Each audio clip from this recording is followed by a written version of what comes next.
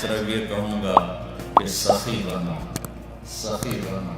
سخی اللہ کا دوست ہوتا ہے چاہے غافل ہی کیوں نہ ہو، اور بخیل سے اللہ دوستی نہیں لگاتا چاہے وہ کتنا ہی تقوی والا ہو۔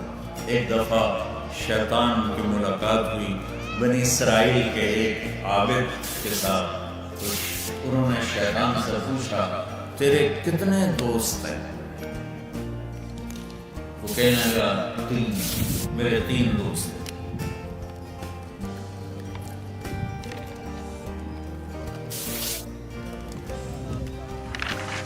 ایک جو شراب پیتا ہو وہ میرا بڑا دوست ہے، دوسرا